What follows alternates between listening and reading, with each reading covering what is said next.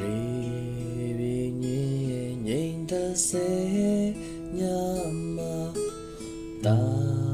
ယာတိုးလို့တိုက်ခတ်နေတင်ပြန်မွေးတဲ့ပန်းရနံတွေဆောင်ယူတဲ့လာလေးငိမ့်ရဲ့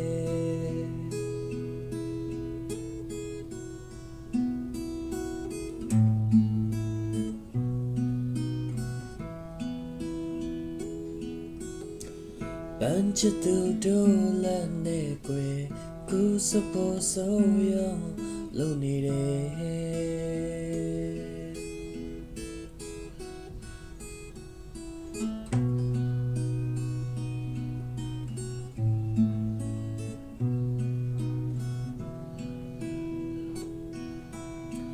ဆိုယူမဲ့ဟန်ပြေငါပဲ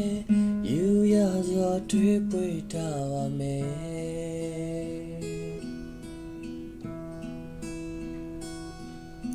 အတားရဆိုယူရင်မသိ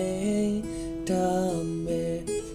အိုးလေးပန်းလေးတပွင့်ရဲ့ပန်းကိုချစ်တဲ့ပန်းချစ်